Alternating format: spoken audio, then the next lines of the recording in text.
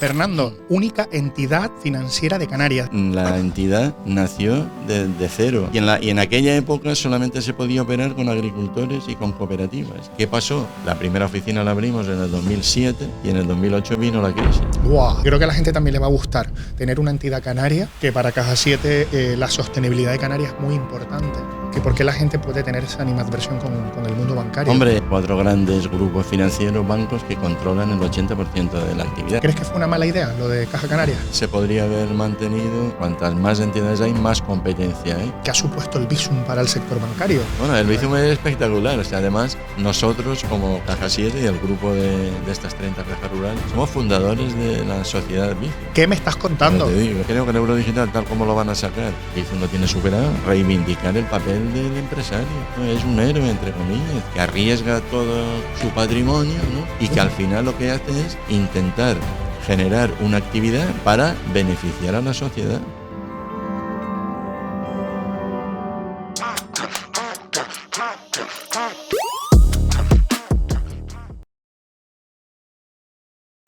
Bueno, Fernando, la verdad que estoy muy ilusionado. Siempre parece que empiezo el podcast de la misma manera, con comenzar este club.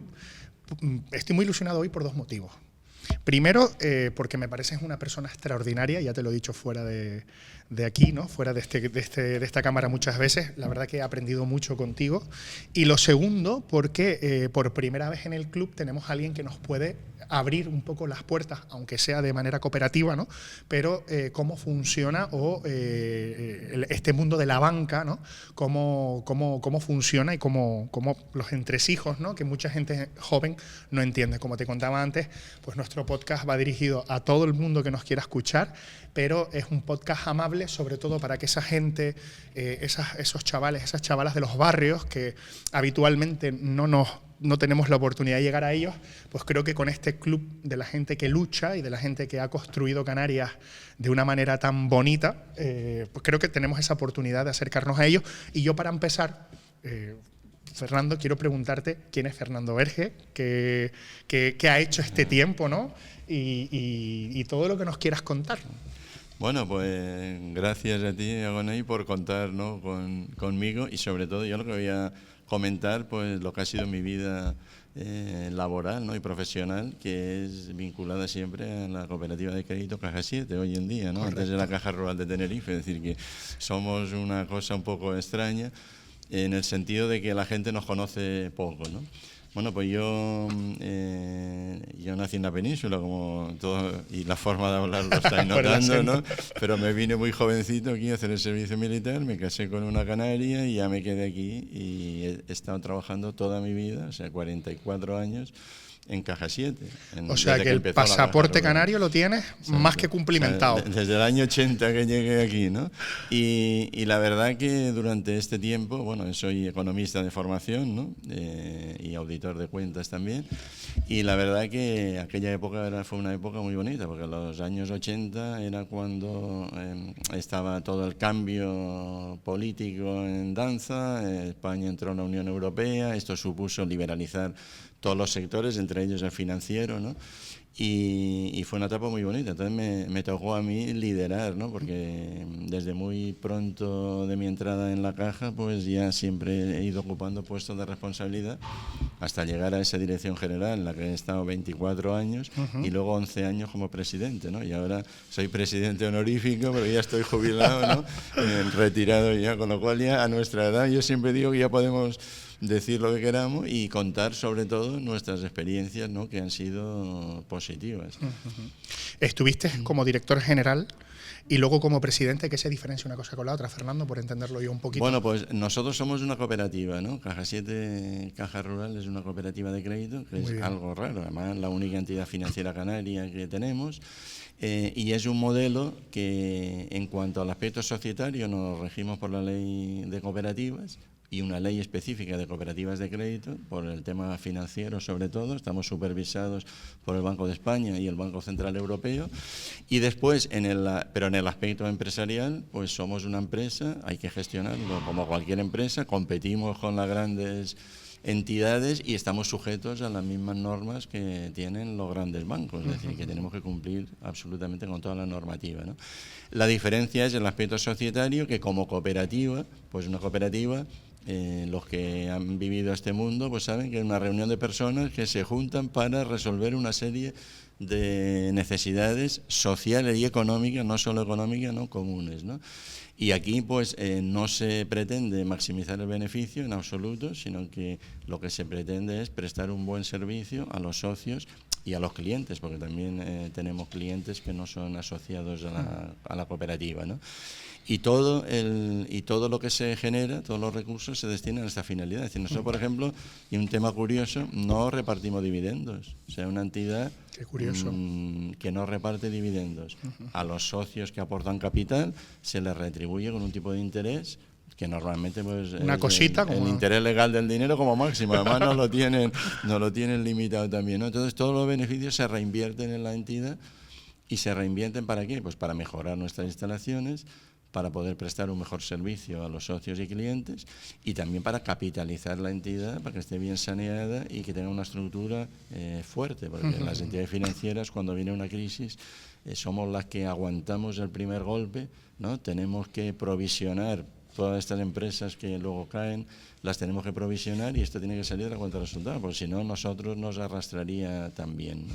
Entonces también tenemos muchas ventajas. Por ejemplo, una entidad que no se puede opar, no nos pueden hacer una OPA, porque mucha gente nos pregunta, oye, una entidad del tamaño vuestro, que tenemos ya un tamaño de 5.000 millones de euros de balance, increíble, de ese tamaño, porque claro, es apetecible para un montón de entidades, pero no pueden, porque al ser una fórmula cooperativa tenemos 60.000 socios, que es la entidad que más número de socios tiene en Canarias también, ¿no? Qué maravilla. Todos pequeñitos, ninguno tiene una participación significativa. Y estos socios pues son los que gestionan, de acuerdo con la normativa cooperativa, la entidad, ¿no? Tenemos una asamblea general todos los años, un consejo rector, que es el que marca las directrices y las pautas, y luego el ejecutivo, que es el director general, el primer ejecutivo, y con su comité de dirección, que son los que realmente llevan el día a día y toda la gestión, ¿no? Sí. Fernando, única entidad financiera de Canarias, decías, ¿no? O sea, pues, sí. Esto para nosotros, quien me conoce sabe que yo soy un fiel defensor de estas islas y sabes que para mí la soberanía canaria, en el sentido de pues tener independencia económica, poder hablar con gente de aquí, poder comer de aquí, que por ahí te contaba que tuvimos un capítulo con el sector primario con mi querida Ángela. O sea, para mí eso es muy importante. Esto, ¿qué responsabilidad conlleva? O sea, ¿qué cosas positivas, qué cosas negativas? ¿Cómo vive Caja 7 ser Bueno, yo creo que Caja 7, referente? y eso sí hemos conseguido, y ahí, por eso, desde que yo entré en la entidad, la idea siempre, y de los fundadores, que se fundó en el año 62, pero realmente hasta el año 70 no tuvo una actividad a pie de calle, es decir, que se creó la entidad en una entreplanta, en una oficina, en el año 62. Hasta el año 70 no se abrió la primera oficina, que está aquí en Rambla de Pulido, la que conocemos todos en la esquina, ¿no? ¿Esta fue la primera? Esta fue la primera oficina. Antes estaba encima del bar Alazán, en una entreplanta que hay ahí de oficinas. Qué ¿no? curioso, porque yo me acabo de tomar hoy un café en el Alazán. Pues, esta es mi oficina de mis amigos, como digo yo. ¿No?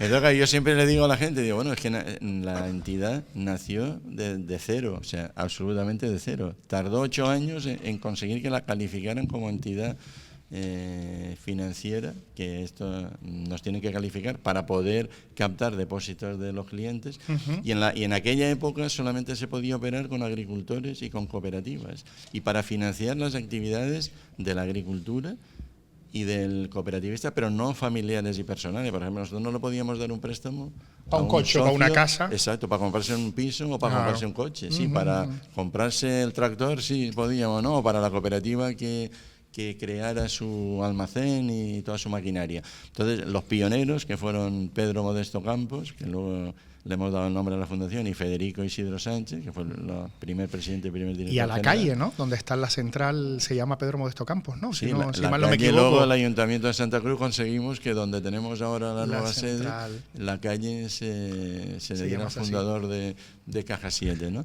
Entonces, aquello fue una época muy dura en el sentido de que teníamos limitada la actividad. Pero es verdad que en la década de los 80 y los 90 hubo un movimiento cooperativo, que Ángela te lo habrá comentado también, muy potente, porque entonces, claro, la agricultura, nos tenemos que poner en el contexto de la época, la agricultura era lo más importante, Era el todo. tomate sobre todo, las flores, el plátano, y claro, ese negocio siempre lo ha apoyado en la Caja Rural, Caja 7, y ese negocio, el 70% que hoy en día también ocurre, pues de ese sector opera con la entidad. Y yo siempre digo que por algo será, es decir, porque más que nada la ventaja nuestra es la proximidad, es decir, que Total. te puedes sentar con el cliente y le puedes ayudar, ¿no? En el sentido de que si hay voluntad, pues bueno, nosotros prestamos dinero que es de nuestros clientes. Claro. Y tú vas a la caja y tienes tu cuenta corriente y vienes mañana y quieres sacar tu dinero y no tienes, que sacar. Y nosotros lo prestamos y claro, tenemos que recuperarlo, porque si no... y por eso estamos súper controlados tanto por el Banco de España como por el Banco Central Europeo, ¿no?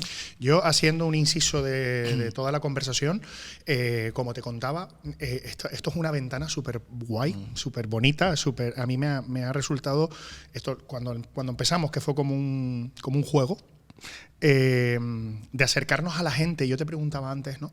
¿Qué ha pasado con el tema de los bancos, ¿no? Porque esto es una cosa que hablé contigo también cuando estábamos preparando el podcast. ¿Por qué crees que la gente tiene esa animadversión? Quizás con Caja 7 menos, porque tiene ese sistema cooperativo, pero ¿por qué la gente puede tener esa animadversión con el mundo bancario? Hombre, es verdad que cuando salen datos del sector bancario, y sobre todo después de la gran concentración que ha existido del sector desde 2008, desde la crisis, ¿no? Que desaparecieron todas las cajas de ahorro y tenemos ahora pues 3 o 4 grandes grupos financieros, bancos, que controlan el 80% de la actividad. Entonces, claro, además son bancos que no son solo españoles, sino que operan en medio mundo, ¿no? Y claro, las cifras que dan son espectaculares. Porque aunque el beneficio sea mínimo, pero al mover tanto dinero, pues claro. Entonces yo creo que eso es una de las cosas que ha generado un poco a la gente, decir, oye, pues ya están ganando esta barbaridad de dinero, ¿no?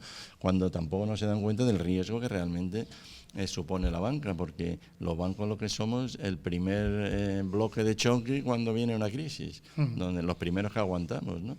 Ese es un tema. Claro, porque la gente deja de pagar, claro, ¿no? En las cooperativas de crédito, en las cajas rurales, que estamos en toda España, aunque cada una somos independientes, cooperamos porque uno de los factores de cooperativismo es la relación entre cooperativas, ¿no? Qué maravilla. Y nos ayudamos entre nosotros, ¿no?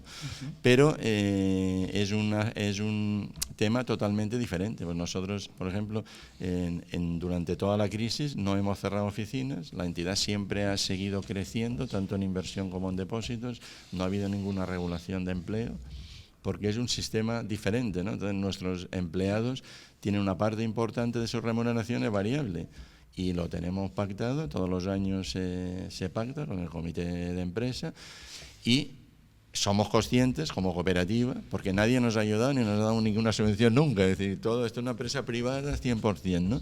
Entonces la filosofía es esa, y cuando las cosas van bien, los trabajadores son los primeros beneficiados y por supuesto también los socios y los clientes, pero los trabajadores son los primeros, pero cuando van mal hay que apretarse el cinturón y la gente lo entiende. Por ejemplo, yo me acuerdo en la crisis del 2008, que claro, subió la morosidad una barbaridad, hubo que provisionar un montón de dinero y ganábamos pues muy poquito dinero.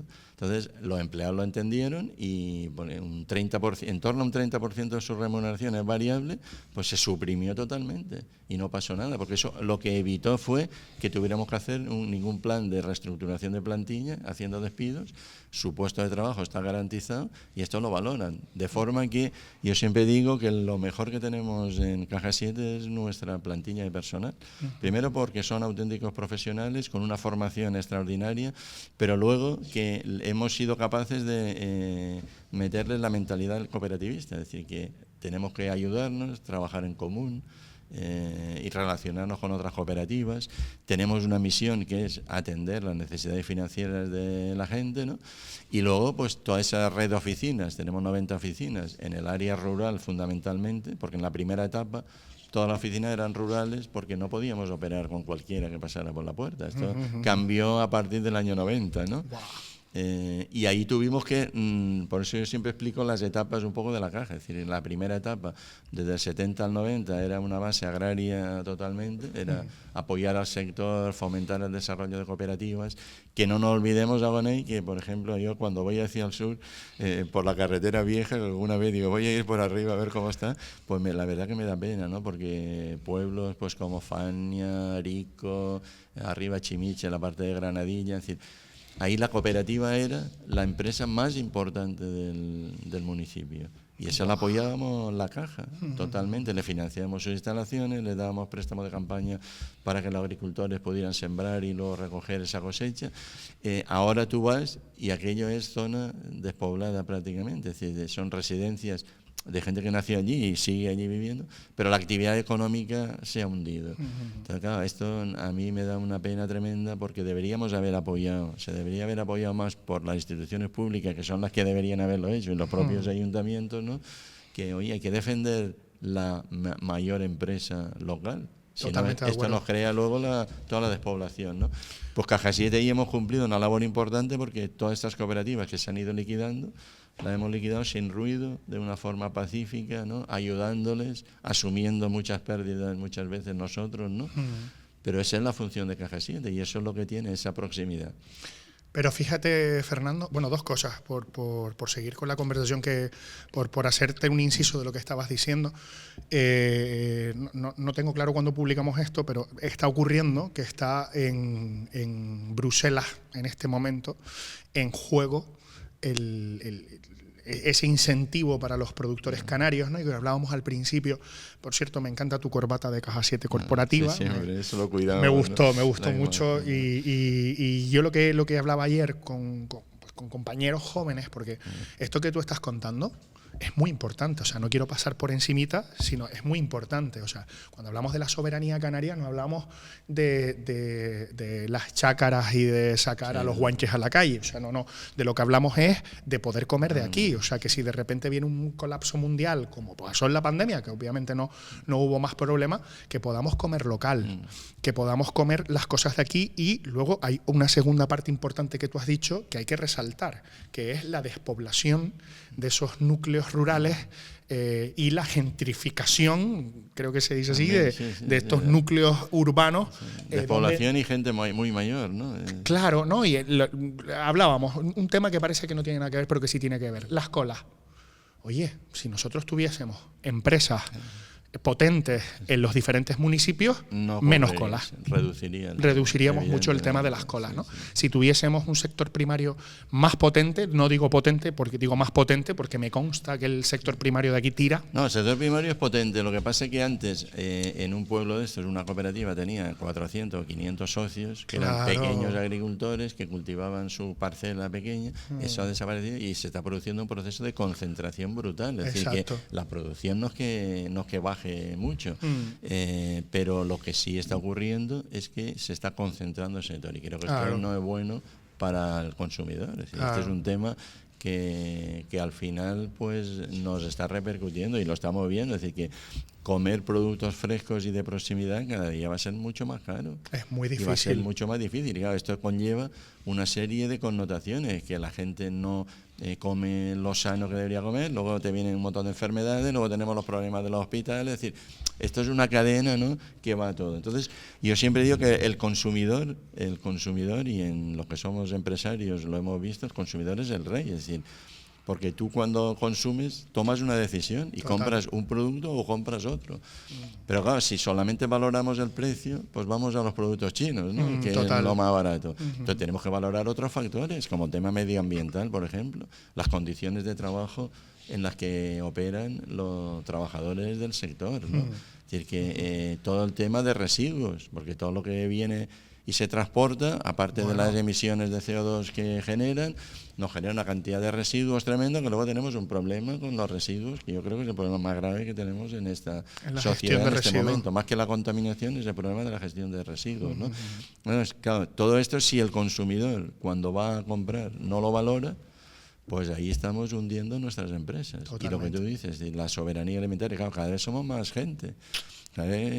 Se consume mucho más, y si la producción no aumenta, pues el porcentaje de importación es brutal, porque el grado de autoabastecimiento alimentario pues está entre el 15 y el 20%, el resto todo viene de fuera. Totalmente. Y cuando venga una crisis, que aquí dependemos todo del transporte, pues podemos tener serios problemas, porque además hay un factor que es que el agricultor no se improvisa, es decir, que cuando mis padres eran agricultores, o sea, y ahora si tuviera que volver al sector, pues estaría perdido. ¿Por qué? Porque cuando los hijos ya no se dedican y continúan la labor de los padres, se pierde ahí un conocimiento, ¿no? Y una forma de hacer las cosas que es muy difícil, y lo mismo ocurre con los empresarios, ¿no?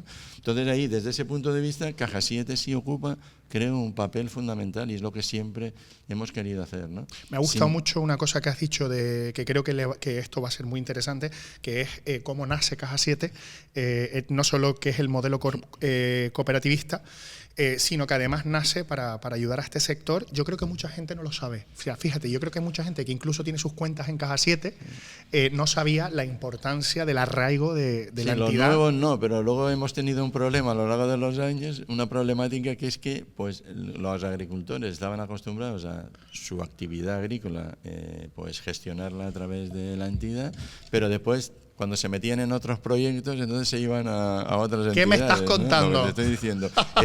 Eso ahora, afortunadamente, lo hemos estado superando, pero que nos ha costado muchísimo, ¿no? Lo mismo que las administraciones públicas. O sea, cuando estaba Caja Canarias, toda la administración pública era Caja Canarias 100%. Nosotros, para entrar ahí, nos costaba muchísimo. ¿Qué me estás contando? Muchísimo. Ahora que ha desaparecido, pues claro, ahora sí, ya, pero que todavía nos cuesta, todavía está arraigada esa mentalidad, ¿no?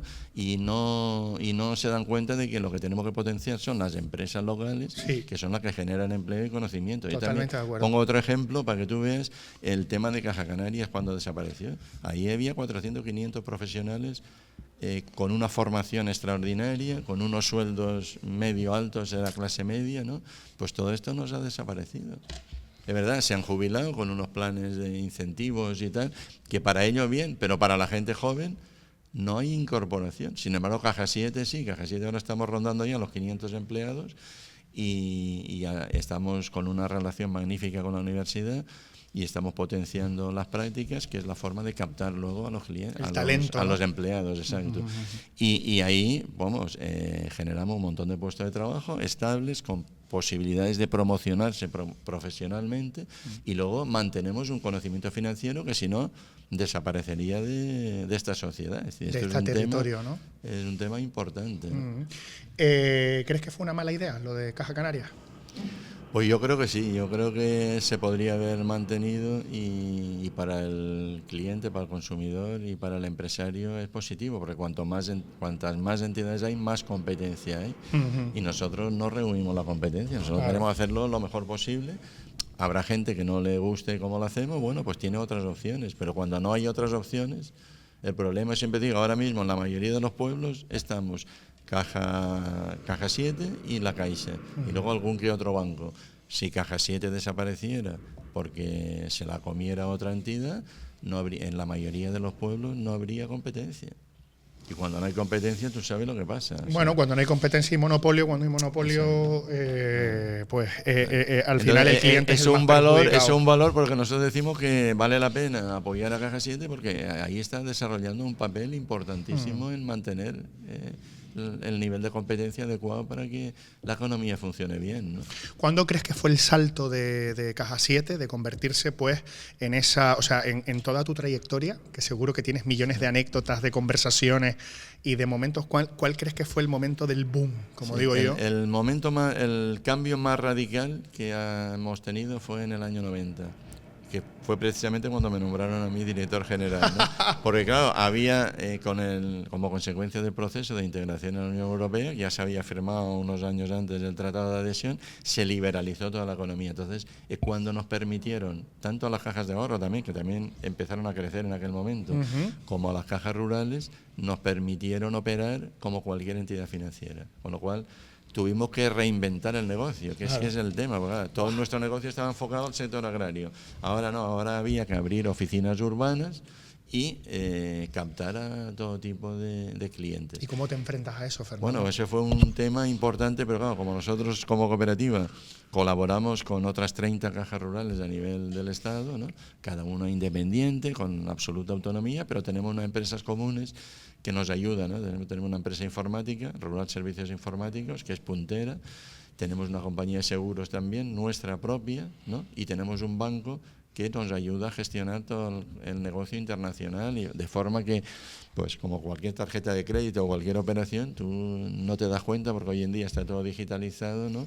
Y nos prestan ese servicio. Eso nos ayudó mucho a poder hacer ese cambio, ¿no? de tener productos y servicios enfocados única y exclusivamente al sector agrario, que eso no lo hemos dejado, es un sector que lo cuidamos y para nosotros es maravilloso, primero, ¿no? Sí. Y ahí tuvimos 4 o 5 años que reinventar totalmente el negocio.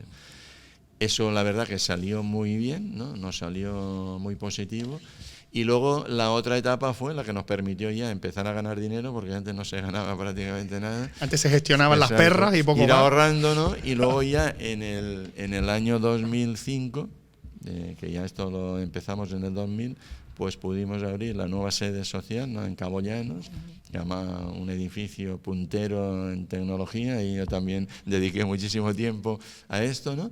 Y ahí fue el cambio, o sea, ya llevábamos un buen crecimiento, pero ahí fue el cambio espectacular. Es decir, que desde que se abrió el edificio, yo creo que se generó más confianza en la gente, ¿no? Y, oye, pues esta entidad funciona, ¿no? Y un edificio aquí impresionante, con buenos profesionales, y vale la pena pues ir apostando, ¿no? Bueno, el edificio, si la gente no lo ha visto, les animo a todo el mundo a que vaya, que tiene unas pantallas espectaculares, un trato exquisito. Estoy ahí. Pues ese fue el otro cambio importante, ¿no? Claro, luego nos vino en el 2000, como consecuencia de ese cambio, pues vino la otra opción estratégica, ¿no? Con nuestros planes estratégicos, que era que la entidad tenía que ser regional. O sea, hasta ese momento la entidad era de la provincia de Santa Cruz de Tenerife nada más. Qué curioso. Y ahí ya hicimos un plan en el que teníamos que abrirnos a la provincia de Las Palmas. ¿Qué pasó? Que en la primera oficina la abrimos en el 2007 y en el 2008 vino la crisis. ¡Wow! ¿No? Pero bueno, pero nosotros en los siguientes 10 años, hasta el 2018, abrimos 18 oficinas y perdíamos un montón de dinero muchos años, ¿no? Pero teníamos claro que el proyecto tenía que ser regional, porque si no, no funcionaba, ¿no? Y luego ahora ya en esta última etapa pues estamos ya en potenciar el mercado en Las Palmas, que ya tenemos más de un 20% de lo que es la cuota de la entidad en Las Palmas, ¿no?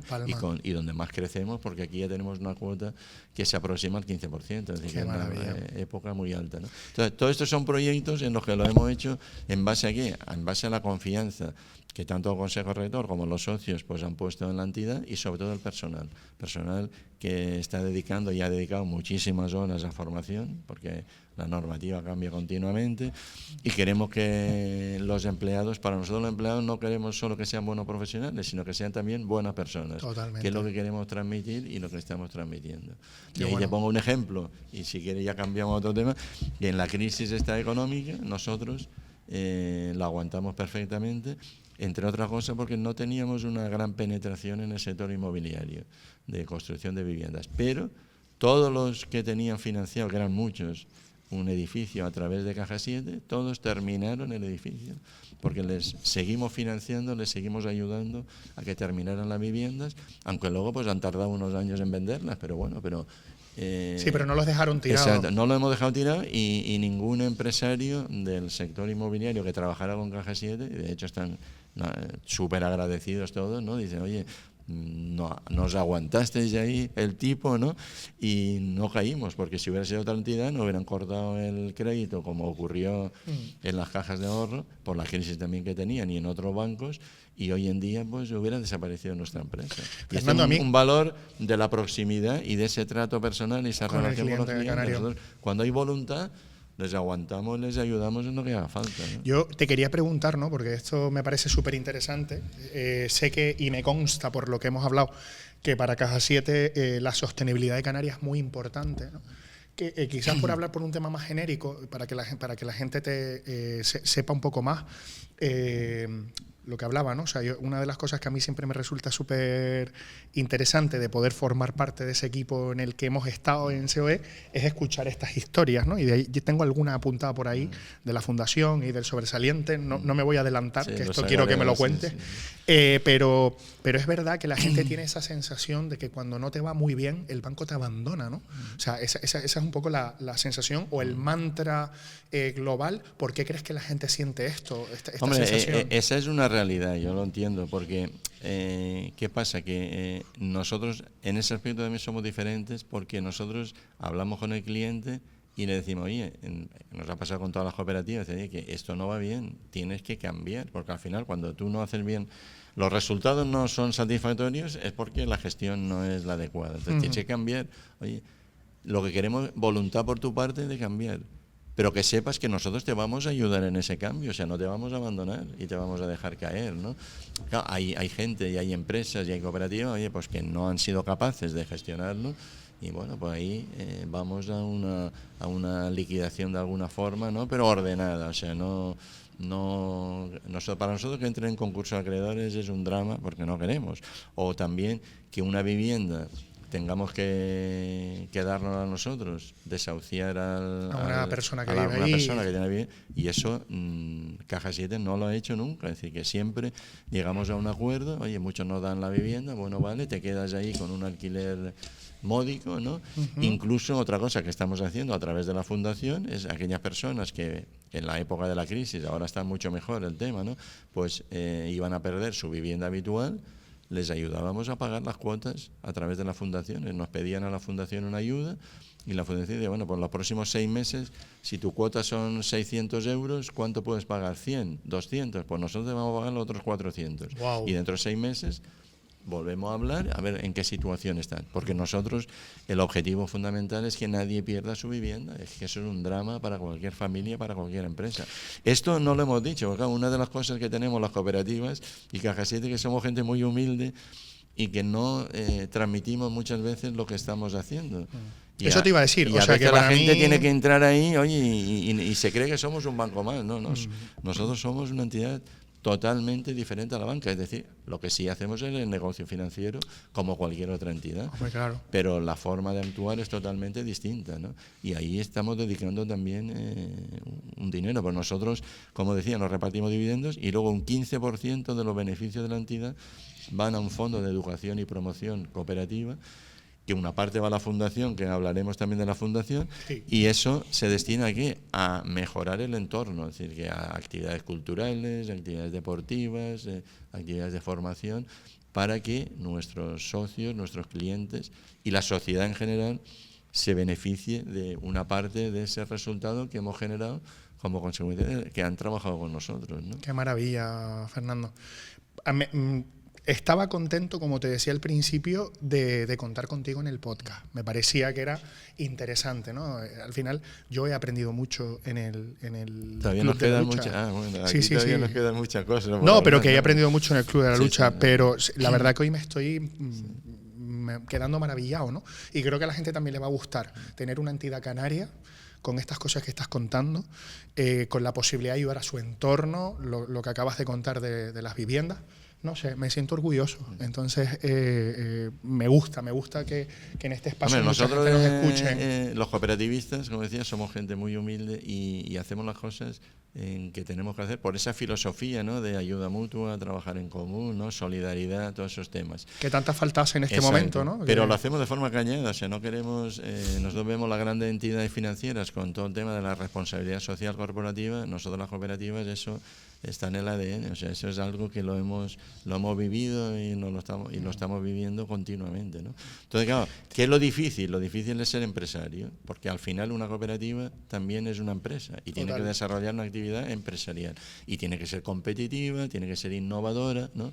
Y tiene que generar recursos, porque si no, tú sabes que las inversiones que tenemos que hacer los empresarios son brutales. Tremendo. Para mantenerte al día, porque como te quedes parado, te mueres en muy poco tiempo, ¿no? Totalmente. Entonces, yo también siempre, y cuando estábamos en la COE, en reivindicar el papel del empresario. Es decir, el empresario es un héroe, entre comillas, es decir, una persona que arriesga todo su patrimonio, ¿no? Y que al final lo que hace es intentar generar una actividad, bien de servicios o de producción, ¿no? Para beneficiar a la sociedad. O sea, todos los que hemos estudiado economía vemos el proceso de destrucción creativa de Schumpeter, ¿no? Es decir, que hay unas empresas que se duermen o que se quedan obsoletas porque lo que producían no se demanda ya por los clientes, y hay otras innovadoras que entran en el mercado y que son pujantes y la economía hacen que progrese hacia adelante, ¿no? Yo siempre hablo de Kodak. Los que tenemos una edad, que somos jóvenes pero no tanto, y sabíamos que Kodak era como el gigante, ¿no? Y un momento llegó la fotografía digital. Siempre se dijo que Kodak tenía un proyecto de digitalización en el cajón, decidió no ponerlo en marcha y al final acabó desapareciendo. Por lo tanto, es un poco lo que cuentas, ¿no? Por lo mismo el ejemplo de Caja 7, es decir, Caja 7, yo te decía, la primera etapa agraria, si en el año 90 no hubiéramos sido capaces de reinventarnos para abrirnos a todos los sectores y desarrollar el modelo de banca universal, pues hubiéramos muerto. Si en el año 2007 no hubiéramos empezado a abrir oficinas en la provincia de Las Palmas y nos hubiéramos quedado en esta provincia, pues el futuro de la entidad exactamente se hubiera resentido enormemente, ¿no? Entonces, esto exige grandes inversiones y a nosotros jamás hemos recibido una subvención, ni un euro de una subvención, y somos una entidad 100% privada. Entonces, como empresa, pues tenemos que desarrollar la actividad con profesionales y de una forma competente. Y por eso yo digo que a los empresarios, que las empresas son necesarias no solo para que haya economía, sino para que haya sociedad. Es decir, que somos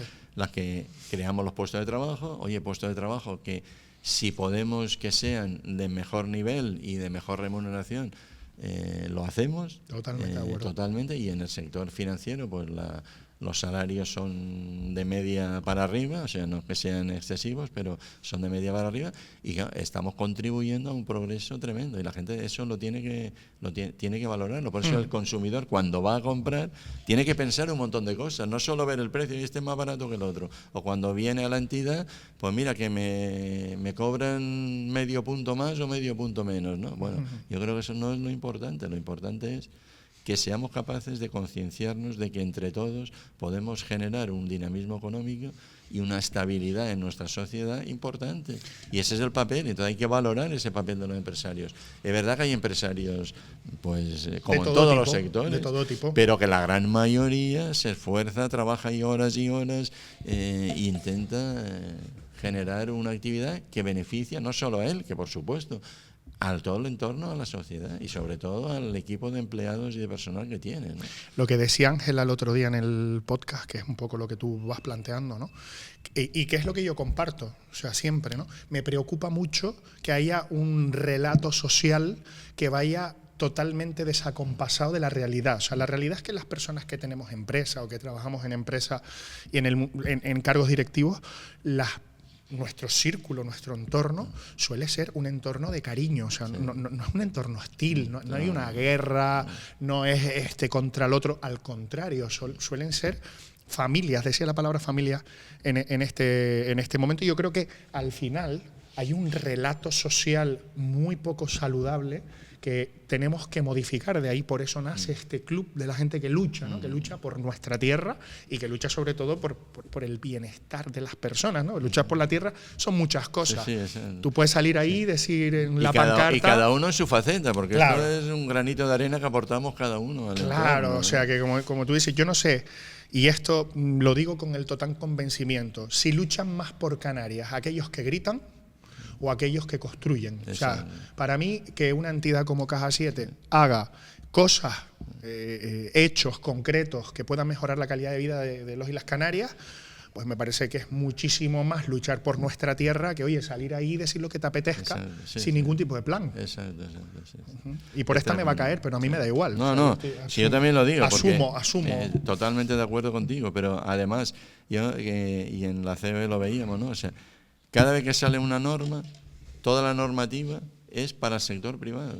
Totalmente. Y no la aplican al sector público, en general. Ahora últimamente ya, en temas de blanqueo de capitales y temas de igualdad y tal, se está empezando también a introducir exigencias a lo que es empresas públicas, sobre todo el sector público. Pero hasta ahora prácticamente. Entonces, al sector privado nos han agobiado de alguna manera. Es de decir, oye, yo elegirlo para ti, pero esto yo no lo voy a cumplir, ¿no? Y tú tienes que dar ejemplo. Y uno de los temas, el tema de la solidaridad en las cooperativas, es que tenemos que dar ejemplo. O sea, yo como director general y presidente, mi aspecto más importante que creo y que me lo valora todo el mundo, pues la verdad que el cariño que recibo ahora que me he jubilado es inmenso, ¿no? Yo creo que es más de lo que me merezco. Pero no, bueno, para nada. Pues la gente lo que más valora es esto, es decir, oye, esta persona de aquí nos ha dado ejemplo. Yo me acuerdo cuando la crisis, que teníamos que reunir al personal cada 3 meses para animarlo, porque llegaba uno a la oficina y le decía, oye, ¿ustedes cuándo van a cerrar? ¿Quién lo va a absorber? ¿Cómo van a sobrevivir a esta crisis? Y la gente se desmoralizaba. Entonces nosotros nos reuníamos y decíamos, mira, estos son los datos de la entidad, por aquí vamos, este es el proyecto, este es el plan que tenemos. Así Estar estamos tranquilos, ordenando. que no vamos a echar a nadie a la calle y que esto va a seguir, que nos vamos a apretar el cinturón o vamos a pedir algún sacrificio, evidentemente, pero que esto lo vamos a sacar entre todos adelante. ¿Cuánto duró la crisis, Fernando? Bueno, la crisis duró prácticamente casi 10 años, porque desde el 2008 hasta el 2018, bueno, ya a partir del 2016 ya empezó a mejorar mucho la situación, pero luego no vino el COVID, el 19, que nos dio un año y medio, dijiste el 18, claro. digo, tú, no nos dio ni... Y en el COVID también fuimos ahí ejemplo, porque como ya teníamos el edificio bien asentado, ¿no? Ahí, pues, ¿qué pasó con el COVID? Y la tecnología, que a través de esas 30 cajas y esa empresa informática, pues ya la digitalización la teníamos muy avanzada. Lo que pasa es que no la habíamos puesto en la práctica en toda su plenitud, ¿no? Claro. Pero nos sirvió y de hecho, aunque nosotros éramos una entidad de interés público y que no podíamos cerrar las oficinas porque teníamos que atender los cobros y los pagos y todo este tema, ¿no? Pues nuestros empleados de servicios centrales, la mayoría se quedaron a trabajar en su casa, al día siguiente conectando su ordenador y funcionando sin ¡Qué maravilla! problema. Es decir, luego esta crisis sirve para acelerar todo el tema de la digitalización como lo vemos hoy en día, ¿no? Que ya al banco ya vamos solo cuando tenemos una necesidad muy puntual, ¿no? Hay una pregunta que no tengo por ahí prevista, pero que hablamos del COVID ahora, y es verdad que los bancos fueron fundamentales en la COVID, ¿no? Pero sí que es verdad que hay una cosa que el otro día yo planteaba en un grupo de compañeros y compañeras empresarias, que no tiene que ver con el banco, obviamente, pero fue que las empresas, en general, aguantamos la crisis con los ICOs. Pero los estamos pagando. O sea, me refiero, la gente no lo entiende. O sea, parece que cuando dicen, no sé cuántos miles de millones que avaló el ICO, sí, pero lo está pagando la empresa privada, no había religiosamente. Nada fondo perdido, no había nada fondo perdido. No, y sobre todo me sorprende que los pequeños y medianos empresarios hayan tenido que aguantar, muchos de ellos se están viendo comprometidos en algún momento porque la economía, tú que eres economista, ayúdame, que yo no lo soy, la economía es verdad que va potente, pero también es verdad que hay una serie de costes y una serie de circunstancias que ha hecho que los beneficios de las pequeñas y medianas empresarias, que el otro día decía la ministra algo así como que estaban ganando mucho dinero, era una media de 5.000 euros, de una cosa ridícula que hoy en día con 5.000 euros dime que te compras, ¿no? O sea, a nivel patrimonio. El tener los ICOs más este apretón de costes, de impuestos, de fiscalidad, pues hay muchas empresas que se están viendo comprometidas. Y toda la normativa, o sea, nosotros en la caja, yo me acuerdo hace 15, 20 años, o sea, teníamos una persona para todo el tema de atención al cliente, cumplimiento normativo, blanqueo de capitales. Ahora tenemos 10 o 12 personas que no hacen sino revisar, porque la normativa nos impone. Entonces esto cuesta dinero. Y nosotros una empresa relativamente ya con un tamaño que lo podemos asumir bien. Pero lo que tú dices, una pyme que tenga 2, 3, 5 trabajadores, que le han metido un montón de obligaciones, ¿no? es que es absolutamente, o sea, el coste es porque ellos no lo pueden abordar, primero porque no tienen conocimientos y no pueden destinar ahí gente a esta finalidad. Entonces tienen que subcontratarlo a través de asesores y otras empresas. Sí, consultores externos y esto especializados. le cuesta muchísimo dinero. Y claro, ahí están ahogando, por eso estamos viendo que las pymes pequeñitas y los autónomos pues están desapareciendo. Sí, se están creando muchos nuevos, pero también están desapareciendo muchísimo. Pero lo que se está creando, que esto yo lo digo siempre y estarás de acuerdo conmigo, son personas que se autoemplean. O sea, yo aquí tengo mi batalla, ¿no? Dice, es que ha crecido, decía el otro día el gobierno, el número de altas como autónomos. Miren, cuando una empresa empieza a ser útil para su entorno, es cuando empieza a contratar empleados de calidad, como decías tú antes. O sea, ahí es cuando la empresa empieza a tener un mayor impacto, ¿no? social y nos estamos cargando a esta gente. O sea, nos estamos cargando a las pymes. Es un problema, porque se está concentrando la economía en lo grande. Tremendo, que no es malo la concentración, pero hay que mantener también la competencia que decías tú. Yo hablaba antes, ¿no? Tenemos que mantener, pero tenemos que seguir manteniendo la oficina de Caja 7 en el rural. Yo animo a todo el mundo a que se abra una cuenta en Caja 7 que apoyaremos a Canarias. Que nos prueben, que nos conozcan y que vean la diferencia que hay entre unos y otros. Oye, es verdad que no somos perfectos, también cometemos errores. Bueno, al que no le vaya bien, bueno, pues, pero por lo menos que tenga la experiencia de llevarlo, ¿no? Pues como te comentaba, el tema de la fundación, la Caja un 15% de los beneficios lo destina a este tipo de actividades, ¿no? Entonces, en el año 2000 creamos la fundación, que le pusimos el nombre. Hace unos años ya, ¿eh? Sí, hace años. Le pusimos el nombre de Fundación Caja 7, Pedro Modesto Campos, que fue el presidente fundador, ¿no? Y ahí, pues una parte de ese dinero, la Caja se lo transfiere a la Fundación para que desarrolle un montón de actividades. Qué maravilla. Fíjate que la Fundación no recibe ninguna subvención pública, es 100% aportación que hace Caja 7, exactamente, ¿no? Entonces ahí desarrollamos un montón de actividades y algunas que son curiosas, lo que tú decías, el ingreso sobresaliente. Es decir, llevamos 17 años lanzando, fui yo protagonista también, lanzamos una promoción, ingreso sobresaliente. ¿Qué pensábamos? Decíamos, bueno, el futuro de Canarias, ¿de qué depende? De la formación de nuestros jóvenes. Totalmente. ¿Qué podemos hacer desde Caja 7 para ayudar a que la gente se esfuerce y se forme bien? Porque eso van a ser los líderes del futuro, los que nos van a llevar esta sociedad hacia adelante, ¿no? Al principio planteamos esto a las instituciones públicas, ¿no? Consejería de Educación, Universidad y tal, vamos, apoyo cero. Teníamos el problema con la universidad, que ahora nos llevamos muy bien y la verdad que lo han superado con el tiempo, ¿no? Pero les cobraban, porque claro, nosotros teníamos que comprobar los sobresalientes que sacaban en sus notas. Entonces tenían que pedir un certificado de las notas. Pues les cobraban 25 euros por el certificado. Decimos, oye, esto no puede ser, que si nosotros estamos ayudando... Económicamente, o sea, si usted se va a llevar una parte... 100 o 200 euros a un estudiante y resulta que a ustedes ya se le quitan el 10% o más, hombre, esto no puede ser, ¿no? Al final lo hemos conseguido, pero lo hicimos... Ahí han pasado más de 70.000 alumnos que han cobrado por el ingreso sobresaliente. Y esto es una de las acciones que más orgullo nos da, porque cuando hablas con los padres te dicen, no, y muchos dicen, no, yo me he hecho cliente de Caja 7. Dice, ¿y cómo te hiciste cliente? No, por mi hijo. Digo, ¿y eso? No, porque mi hijo se apuntó al ingreso sobresaliente, que le abrimos una cuenta, le damos una tarjeta, todo absolutamente gratis, no le pedimos nada, ni saldo ni nada, ¿no? Para que también él conozca cómo funciona una entidad y el tema financiero, con la única idea de que el día que tenga un empleo diga dónde voy a domiciliar mi nómina. Y algunos, el que quiera, diga, oye, pues lo voy a hacer en Caja 7, pero el que quiera, ¿no? Le voy a preguntar a mi hermana, porque yo creo que mi hermana, que es muy, muy buena estudiante, o fue muy buena estudiante, ahora es profesora de instituto. Pues a lo mejor también cobra ahí. Seguro y la gente te lo dice orgullosa, ¿no? Es que ustedes han conseguido lo que yo no he conseguido con mi hijo, que es que se sienta a estudiar, que ponga los codos, ¿no? Porque si ha sacado 2 sobresalientes, quiere sacar 3 o quiere sacar 4. Y eso para un padre es la mayor satisfacción. Pero aparte de eso, es para el papel que juega ese tema para Canarias. Es decir, totalmente de acuerdo. Estamos formando gente que luego, bueno, pues si no tiene puesto de trabajo aquí adecuado, podrá salir fuera, pero saldrá fuera como un migrante formado. Exacto. Y con un nivel de cualificación importante, ¿no? Pues esto mucha gente lo conoce, ¿no? Pero hay mucha gente que lo desconoce.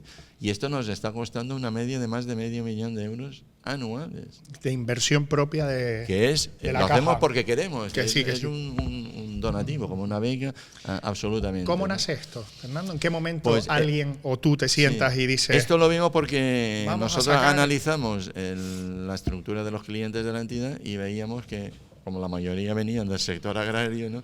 Pues que la mayoría estaba envejeciendo. Y dijimos, oye, tenemos que hacer algo para potenciar nuestra clientela joven, que es una inversión de cara a futuro, ¿no? Y de ahí nació esa idea, ¿no? Que la llevamos a la práctica, y de hecho tenemos una clientela, ¿no? Una estructura de clientela muy joven, o sea, muy joven, ¿no? Con lo cual, por eso siempre decimos que el potencial de Caja 7 a futuro es impresionante, o sea, tenemos muchísimas posibilidades si esta gente en la que nosotros confiamos y a la que le hemos ayudado, luego confía en nosotros, ¿no? Y luego la Fundación desarrolla otro tipo de actividades, ¿no? Sobre todo pues en el tema deportivo. Nosotros no financiamos equipos profesionales, ¿no? Sino solamente financiamos equipos de base a través de fundaciones, por ejemplo en el baloncesto Canarias o en el club femenino de fútbol que está en primera división, pero tienen una fundación que promocionan el deporte base, y ahí es donde ayudamos, porque también esto es un tema importante. Cuando hoy en día lo queremos una juventud que se cuide, que esté sana, ¿no? Y que se dedique a actividades que no sea el mundo de la droga o el mundo de la noche y de tal, porque la gente que practica deporte normalmente se cuida y es mucho más sana. Pues esto también es un apoyo al futuro de la sociedad. Yo creo que esta juventud, Fernando, yo los vivo cerca, los vivo muy cerca porque, como bien sabes, durante un tiempo estuve con ellos en Jóvenes Empresarios, ya no, ya estoy jubilado yo también en este área. Por suerte están haciendo un trabajo excepcional, pero es verdad que me queda me queda un grupo de gente, un grupo de chavales que emprenden que de vez en cuando quieren verme, ¿no? De hecho, de vez en cuando voy a comer con ellos, o tengo unas reuniones con ellos. Son súper saludables esta juventud, ¿eh? No, tenemos una juventud, y os digo que hay un 15, a lo mejor un 20% de los jóvenes, intuitivamente, no es porque lo saque de una estadística, que están súper bien formados y que son gente, se cuida, perfecto. Pero luego el problema es que una gran mayoría pues abandona los estudios, no se preocupa, es decir, y esto a la larga lo vamos a pagar, porque claro, estos van a tener que vivir de ayudas y subvenciones. Y no sé si el sistema al final, porque el estado de bienestar está perfecto, cada vez nos está dando más, ¿no? Pero esto llega a un punto que tiene que haber un equilibrio, porque si no, al final lo que estamos es ahogando también a la empresa. Porque si a las empresas las recargamos mucho de impuestos, ellas no van a tener liquidez ni dinero para reinvertir y para ponerse al día, porque hoy en día... Y para competir en el mundo. Exacto, por el cambio tecnológico tú ves que es brutal. Y esto exige dedicar muchos recursos. Si no los tienes, te vas quedando anticuado y al final mueres. Y claro, las empresas tienen que modernizarse y actualizarse, innovar. Esto requiere mucho dinero. Oye, y no lo podemos ahogar con impuestos. No, para nada, para nada. Tiene que haber un equilibrio. Es decir, hay que pagar impuestos. Yo soy el primero que reconozco que hay que pagar impuestos y lo que haga falta. Tenemos que ver repercutidos. Pero también no podemos perder de vista que eso no puede llevar a cargarnos a un dinamismo de la economía, porque a la larga lo vamos a pagar, ¿no? Hay una pregunta que me acaba de surgir en base a lo que estás diciendo de las nuevas tecnologías y de la juventud. Me vino la palabra visum. ¿Qué ha supuesto el visum para el sector bancario? Porque de verdad que, fíjate que me interesa tu opinión. Sí. Bueno, el visum es espectacular. O sea, además, nosotros como Caja 7 y el grupo de estas 30 cajas rurales a través del Banco Cooperativo somos fundadores de la sociedad Bizum. ¿Qué me estás contando? Te digo. Un titular. Sí, y esto es espectacular. La participación es mínima, sí, ¿no? Pero estuvieron ahí. Pero estamos ahí, ¿no? Yo creo que eso ha sido un tema espectacular, porque además no supone costes para nadie. O sea, prácticamente todo es gratuito. Lo asumimos todas las entidades financieras, ¿no? Qué interesante. Entonces, el nivel de implantación ha sido espectacular, ¿no? Increíble. O lo tienes visum o está fuera de... Empezó en España, ya está en Portugal, ya está en varios países europeos también, ¿no? O sea, que visum es orgullo español. Es 100% español, una empresa no lo sabía, española. No lo sabía. Y ahora lo que pasa es que los europeos, algunos países, Alemania, Francia y creo que Holanda, no sé qué otro país, pues están intentando, que se han gastado un pastón, porque esto es una inversión que fue muy moderada para el desarrollo que ha tenido en lo que es, se están gastando ahí una fortuna, ¿no?, para intentar competir con Bizum. Estamos equivocados, tenemos que cooperar. Claro. Algo que hay bueno, oye, pues invierte, cópienlo ustedes.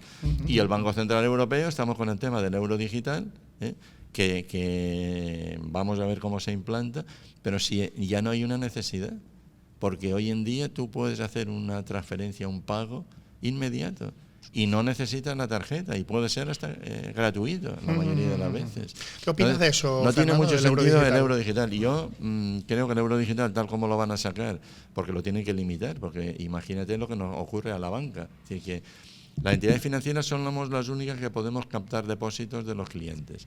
Tenemos un fondo de garantía de depósitos, que es un seguro, tú por cada persona hasta 100.000 euros está asegurado por este seguro, que lo pagamos nosotros todos los años, unas primas de seguro, ¿no? Pero, claro, si tú permites que el Banco Central Europeo te abra una cuenta a un particular o a una empresa y que en cualquier momento, y con la digitalización que hay, transfiera todos los recursos, imagínate que viene un banco que está teniendo problemas, como nos ha pasado, bueno, pues con el Popular y todo esto, la gente quita todo el dinero, el banco lo tiene invertido y el banco no puede recuperar esa inversión. Entonces, por un problema de liquidez, el banco se hunde.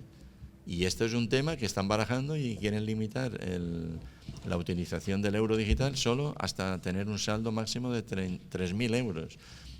Eso el Bizum lo tiene superado, y cualquier tarjeta de crédito, que es súper económica también, lo tiene totalmente superado. Todo es porque es verdad que Visa, las tarjetas de crédito, está controlado todo por Estados Unidos.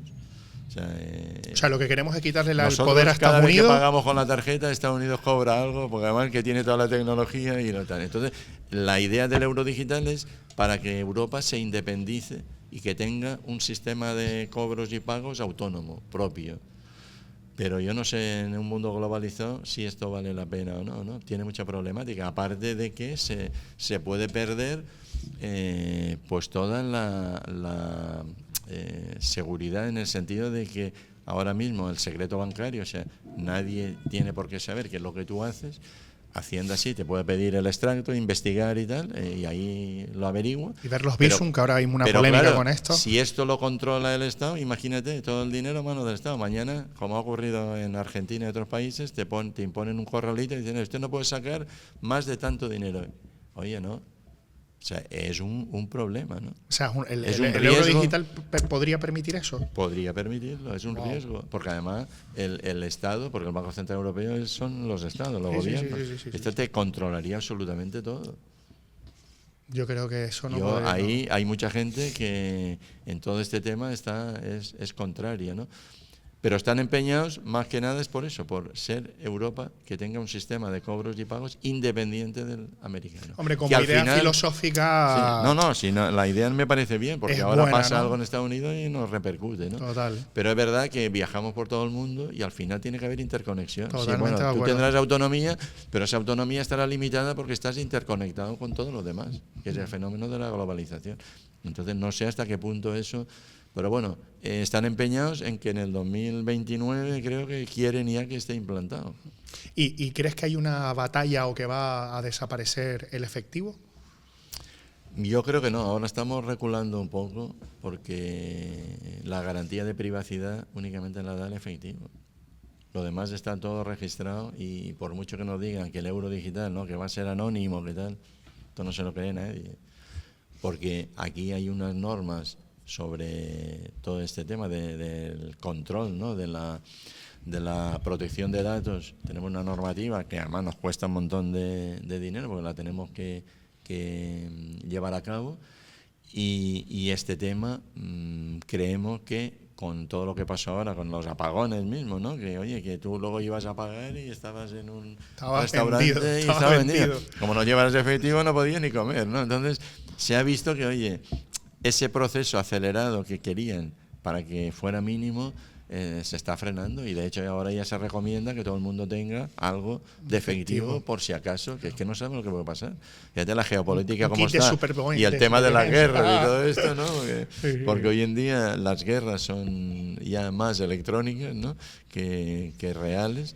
Y ahí tenemos una problemática. Entonces, eso está haciendo repensar un poco el tema, pero yo creo que el efectivo va a tardar, o sea, sí se va a ir reduciendo porque no tiene mucho sentido, ¿no? Pero se los va a bancos mantener. están protegidos, ¿verdad, Fernando?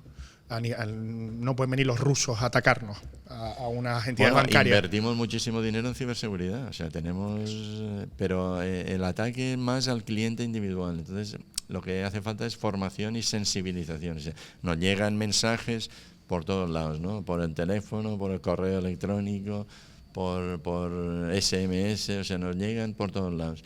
Entonces, los bancos somos muy seguros, pero claro, si tú le das las credenciales, claro, estamos perdidos.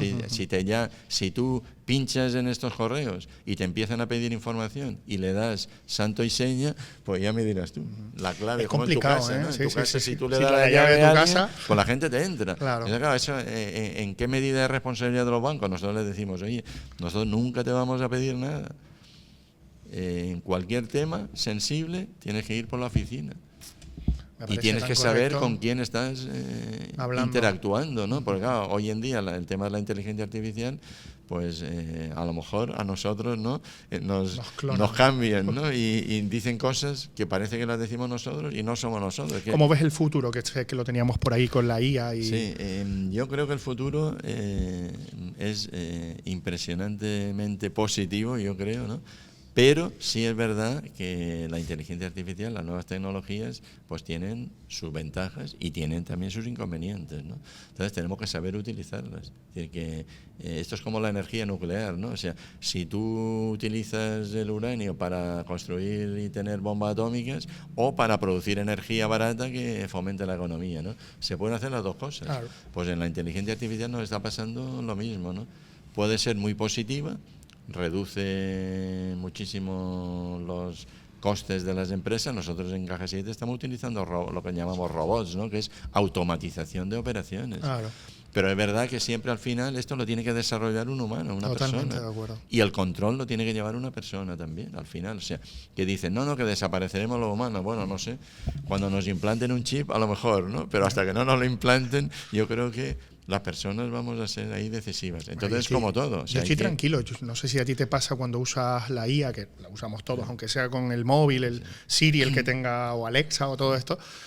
La IA es una cosa muy máquina, pero el humano es el que da el prompt. Te facilita muchísimo el trabajo, pero tú tienes que ser crítico. O sea, no te puedes creer a pie juntillas lo que te dices. Y por eso tienes que estudiar, tienes que saber, tienes que enterarte de un montón de cosas y ser un poco, verlo desde el punto de vista crítico, ¿no? Había un meme, que te ayuda un montón, pero... Sí. Había un meme que te lo cuento porque me parecía muy curioso, que eran unas viñetas, ¿no? Y le preguntaban a la IA, ¿este hongo es venenoso? Y ella le decía, no. Y en la siguiente escena era la lápida, dice, uy, creo que me he equivocado, ¿quieres aprender más sobre hongos venenosos? ¿No? Era muy gracioso y muy pero sí es verdad que no, porque aquí llevamos un montón de años que todo el tema de la digitalización y las nuevas tecnologías lo que han hecho es la inmediatez. Es decir, nosotros tenemos la banca electrónica Rural Vía. Y claro, tú a la hora que quieras consultas ahí, haces tu transferencia, te enteras de que te han cargado en tu cuenta, o sea, puedes ver tu situación fiscal para hacer la declaración, puedes ver absolutamente todo, ¿no? Y además cada vez somos más exigentes los consumidores, que queremos que todo sea inmediato. Y ese es uno de los riesgos que tiene el tema también de la inteligencia artificial. Es decir, que sí, no es inmediato, sí, pero yo siempre he dicho, y lo he llevado a la práctica, cuando tienes un asunto, un expediente complejo y que no lo tienes muy claro, dices, oye, voy a dejarlo al cajón un par de días, voy a dormir y voy a pensarlo y luego tal. Claro. Pero la gente, esto nos hemos acostumbrado a no.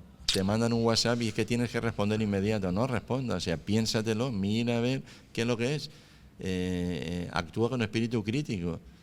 Y esto nos cuesta a la gran mayoría. Entonces, las redes sociales pues han cambiado, porque la gente joven ya ni lee el periódico, ni ve la televisión, entonces se guía por las redes sociales. Pero las redes sociales tenemos un peligro, porque con la inteligencia artificial ahí ven qué es lo que a ti te gusta, ahí ven cuáles son tus hábitos y entonces te van teledirigiendo, sin que tú te des cuenta. Totalmente. Por eso hay que tener espíritu crítico y eso yo creo que necesitamos que la educación, la formación crítica sea importantísima. La Que educación han empieza quitado muy- la asignatura de filosofía en... ¿Pero la quitaron? Bueno, del todo no, pero creo que es una optativa Sí, o algo. Oye, cuando estudiábamos la filosofía te enseña a pensar A mí me encantaba, ¿eh? y te explica que lo que ha pasado, lo mismo que la historia, ¿no? Que lo que ha pasado a lo largo del tiempo, para que tú de alguna forma reflexiones y seas un poco y tengas una visión crítica de lo que pueda pasar. No sé si a ti te lo parece, pero el otro día en un almuerzo con un buen amigo, con una copa de vino, hablando de la vida, reflexionaba sobre que ya no existe la filosofía actual. O sea, me refiero, tú piensas en Platón, piensas en Sócrates, piensas en todo, en Aristóteles, pero actualmente yo creo que lo que decías, vivimos en un momento de tantas actividades extraescolares, la gente está, que si me voy al no sé qué, que si viajo, que si... que hemos dejado de filosofar, no sé si de sentarnos, de hablar de los grandes temas que siguen existiendo, de Dios, de la vida, del más allá, del más acá, ¿no? Y creo que me da un poco de tristeza que la gente joven no hable de esto. Evidentemente a través de internet, si tú entras en YouTube y tal y empiezas a ver ahí, te van a salir un montón de filósofos, unos vivos, otros muertos, impresionantes. Sí, y la sí, verdad sí, que sí, te enseña un montón, pero claro, tienes que dedicar tiempo y enterarte. Pero la Porque gente filósofa, yo creo que antes teníamos más tiempo para hoy hablar en de... día, ¿no? hoy en día tú sabes que la cultura esa de la inmediatez por un lado y luego la de sensaciones. O sea, hoy en día todo el mundo es ocio. Es decir, oye, a ver, si me tiro con el parapente, la sensación que voy a tener, o si voy a un hotel con un jacuzzi o con un spa y tal. El hedonismo y, Exacto. y la dopamina, ¿no? Y lo que queremos es, vivimos de sensaciones, pero la realidad es dura. O sea, la economía en las empresas exige una constancia y un trabajo que es esfuerzo y nos cuesta esforzarnos. Queremos que todo... Es verdad que la tecnología nos facilita muchísimo la vida, ¿no? Pero no es todo. O sea, tenemos que pensar ahí, sobre todo tener espíritu crítico. Y Hay que hacer. Y eso exige una formación y una educación importante, ¿no? Fernando, yo te quiero preguntar un par de cosas más. Si me he olvidado de algo, tú me rediriges, como hemos dicho, pero te quiero preguntar, si nos ve mucha gente joven que está en un barrio, que ahora mismo está conectado a su móvil, viendo el Club de la Lucha, porque bueno, una cosa de la que me siento muy orgulloso es que solo vienen personas que estén relacionadas con el mundo empresarial, empresarios, empresarias. No he prostituido el formato y creo que no lo voy a hacer porque es una cosa que me hace sentir orgulloso. Y si tuvieras que darle un consejo a esa gente que está en casa ahora, que está escuchando, de lo que quieras. Yo siempre hablo del sector, ¿no? Pero en este caso algo que les pueda despertar esa pum, ¿no? Un poco en la línea de lo que estabas diciendo. ¿Qué le dirías? Hombre, yo lo que le diría es que valoren el tema de la formación, que se lo tomen en serio. Es decir, que cuando uno va al colegio, a la universidad, oye, hay que esforzarse porque esto te amplía el campo de mira. Es decir, que tu visión del mundo, si se reduce al entorno digital de las redes sociales y a tu entorno que es muy pequeño, geográfico, ¿no? Porque al final nos movemos muy poco, pues esto lo que ocasiona es que tú no vas a tener espíritu crítico. Entonces ahí te van a dominar, en el sentido de que van a hacer lo que ellos quieran de ti, porque tú no tienes esa capacidad para responder y tener personalidad, lo que realmente es importante, ¿no? Totalmente de acuerdo. Y hay un ejemplo, por ejemplo, la gente que vamos con la autopista, ¿no? Siempre lo pongo, cuando vamos al sur, la gente no sabe lo que hay de la autopista para arriba. O sea, los que fueron por la carretera vieja antes de estar la autopista en los años 70, que ya quedan pocos, ¿no? Eso sí saben, los pueblos que hay arriba, los núcleos que hay ahí, la agricultura que hay, ¿no? El paisaje, que es espectacular, que tenemos un paisaje espectacular. Las bodegas, entonces, son preciosas. No nos podemos limitar a la comodidad, es decir, oye, lo más cómodo, lo que nos entra por lo... No, es que tenemos que ser críticos y tenemos que tener ganas de aprender y de conocer otras cosas. Es verdad que se viaja mucho y cuando uno viaja aprende un montón de cosas porque va a otras culturas, ve otras cosas diferentes. Pero y qué eso curioso, ha sido muy positivo. No conocer tu tierra, pero sí conocer Tailandia, lo mismo que el por turismo. ejemplo. El turismo nos ha permitido también abrir mucho la mente porque ha venido gente de fuera con otras ideas y tal, y nosotros pues unas las asimilamos, otras no, pero diversificamos. Pero hace falta que tengamos ahí el afán, ¿no? de aprender y de ser crítico. Yo siempre lo digo, que el tener personalidad supone que no te tragues todo lo que te den. Estoy de acuerdo Y contigo. que tú seas capaz de discernir, oye, esto es positivo, lo otro no es positivo. Y luego que que la gente, los que hemos vivido, ¿no?, la década de los 70, los 80, la cultura del esfuerzo que había y el desarrollo porque España, el mayor crecimiento se dio entre el 70 y el 90, espectacular, o sea, el país cambió radicalmente, todo el mundo cambió de mentalidad, nos esforzábamos, o sea, yo estudié siempre en colegios públicos y eran de un nivel pero extraordinario, o sea, ahora lo dudamos, ¿no? O sea que sí, como que se ha flexibilizado todo sí, es comodidad, ¿no? Exacto, y sobre todo por eso, porque a la gente le cuesta sacrificarse y para conseguir algo hay que sacrificar otras cosas, es imposible no seguir esa línea, ¿no? Fernando, a mí me queda una pregunta, así que voy a preguntarte. Lo primero es, si hay algo que creas que no te he preguntado y que le quieras contar a la gente, que estamos aquí, como te decía, ante un escaparate súper chulo de gente joven. Y la segunda, si has visto el podcast, sabes lo que te voy a preguntar. ¿Te lo pregunto? Sí, pregúntalo. ¿Para ser empresario hay que ser buena persona? Totalmente. Yo lo decía antes, lo comentábamos. Nosotros cuando captamos, o sea, cuando seleccionamos empleados, no solamente vemos el currículum en el sentido de, oye, sí, una muy buena formación, por supuesto, es necesaria, es imprescindible. Pero eso no es suficiente, es decir, luego lo que vemos es la actitud.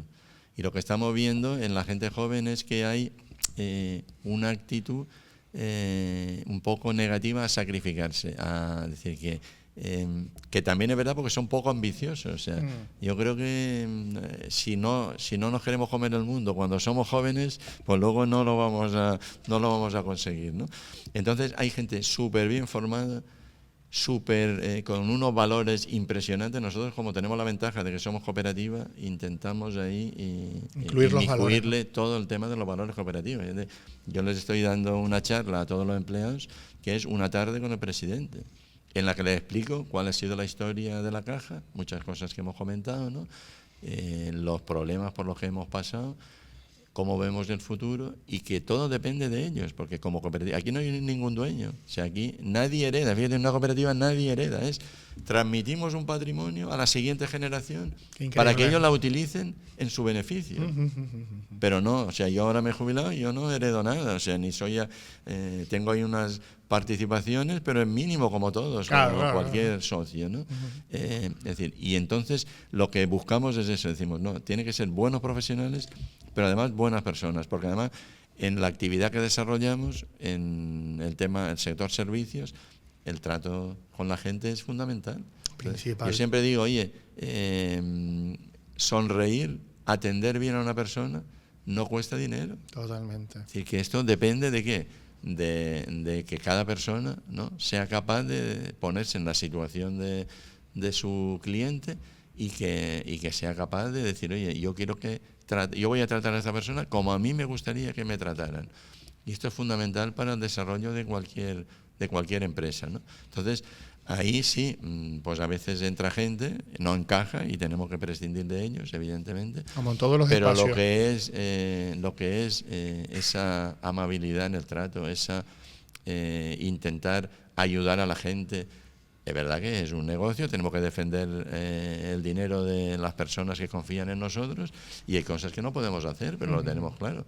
Pero siempre explicarle a la gente el por qué le decimos que no, cuando tenemos que decirle que no, y animarle a que desarrolle una actividad, exactamente. Pero que tiene que poner él de su parte también, evidentemente, ¿no? Lo decías antes, me gustaba mucho. Entonces yo creo que el aspecto a nivel empresarial, lo que tú dices, o sea, hay magníficas personas. Y gente que trabaja las 24 horas del día pensando en ayudar a sus clientes. Hombre, cuando un empresario tiene que pagar todos los meses una nómina, ¿cuándo no duerme? Cuando llega a fin de mes y no tiene dinero para poder pagar esa nómina. Eso es lo peor que puede pasar. Porque además destrozas al empleado, le destroza su familia. Porque el empleado depende de esos ingresos que va a tener. Entonces, la responsabilidad es tremenda. Y por eso hay que valorar y poner en valor al empresario, porque si no, sin empresas no vamos a tener ni economía ni sociedad, eso siempre ni servicios básicos. Exactamente. Porque todo el mundo, cuando decían, ¿no? La empresa, bueno, si no fuese tan importante la empresa, no le subían tanto los impuestos, ¿no? Si ellos tienen ya el dinero, ¿para qué le subes los impuestos? Es una absurdez. Es que para que haya sociedad tiene que haber empresa. Pues yo creo que ahí, vamos, hay que animar a la gente joven porque hay gente muy bien preparada, con unos conocimientos impresionantes y luego con una actitud tremenda. Así que con ganas de... Es verdad que la gente joven pues está cambiando, ¿no? Porque en mi época, ¿no? Que yo cuando estudiaba, pues en segundo de carrera es cuando murió Franco, ¿no? Por ponerlo en contexto, ¿no? Bueno, pues había un movimiento estudiantil impresionante de izquierda, que luego gobernó el PSOE un montón de años, hizo una transformación de la sociedad impresionante, muy positiva, ¿no? Pero ahora estamos volviendo un poco la ley del péndulo, ¿no? De que la gente joven es más de no... diría yo, más individualista en el sentido de que, oye, si yo me arriesgo y me esfuerzo, esos beneficios los quiero tener yo también. Quiero tener yo una parte importante de esos beneficios, ¿no? Que antes no, parecía que todo tenía que ir en impuestos, todo tiene que ir para el Estado, ¿no? Oye, el Estado cumple su papel, pero el empresario también. Lo has explicado, ha sido péndulo porque cuando tú aprietas tanto, al final lo que generas es pues, la animadversión. Claro. Pero que yo estoy convencido de que el futuro va a ser muy positivo por eso, porque tenemos auténticos profesionales. Y aunque muchos tengan que irse fuera, pero a lo mejor algún día vuelven, ¿no? Los retornamos. Con un y proyecto de la Fundación de Caja 7 ya vemos. Y luego que aquí en Canarias en el turismo somos número 1. Y es que en agricultura también, o sea, las técnicas, cuando uno va y ve una explotación agrícola, ve las técnicas que han introducido son impresionantes. Que está todo controlado ya impresionante digitalmente, ¿no? Sí. Y eso exige mucha inversión. Se empezó con los invernaderos, ahora los invernaderos ya no es un plástico por encima de unos tubos. El invernadero es ya un edificio perfectamente climatizado, con todo preparado, porque es que si no, no se puede ser productivo. No, yo he tenido la suerte de verlo. Y hay que ser productivo, ¿no? O sea que tenemos, y en el sector turístico somos número 1 en el mundo, o sea, los mejores hoteles los tenemos aquí. Entonces tenemos que cuidar ese trato con el cliente, porque al final los clientes, nosotros lo decimos también, te desaparecen sin hablar, sin enterarte. Totalmente. Prácticamente. Entonces esto es una labor del día a día para mantenerlo. Y que es importante que ese servicio, esa atención, ¿no? Esa relación personal, ese valor que no depende del dinero, sino de la actitud de cada uno, eso hay que potenciarlo y hay que ponerlo en valor. Ese es el nuevo petróleo. Y si lo hacemos, que lo estamos haciendo, pero eso tiene que ser masivo, pues el futuro es impresionante, ¿no? Pues me quedo con esto, que el futuro va a ser espectacular. Fernando, gracias por formar parte de este club, de la gente que lucha. A mí sí que me parece que el cariño que te estamos dando te lo mereces. Llevo un par de años ya acompañándote. Yo siempre digo que he cumplido con mi deber, ¿no? Exacto. Lo que tenía que hacer lo he hecho y hay pero veces... lo has hecho con una sonrisa y con buena actitud. Pero a veces he tenido que tomar decisiones duras, ¿no? Y ahora con la jubilación, en todos los homenajes que me están haciendo y tal, pues se lo digo, bueno, yo les pido disculpas a algunos si en algún momento vieron pues que de alguna manera los atropellé un poco, ¿no? Pero que con el tiempo la mayoría se han dado cuenta de que eso era imprescindible y necesario para que tengamos la Caja 7 que tenemos hoy y con la proyección de futuro. Luego ya los que están ahora son los que están encargados de seguir este proyecto que es ilusionante totalmente, ¿no? Y al que yo, seguiré apoyando mientras viva y ayudándoles en todo lo que puedan, ¿no? Y yo contigo, que ya sabes que Canarias para mí es una prioridad.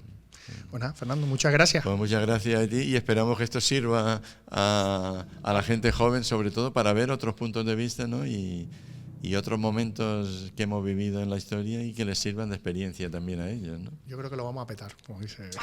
Venga, gracias a todos.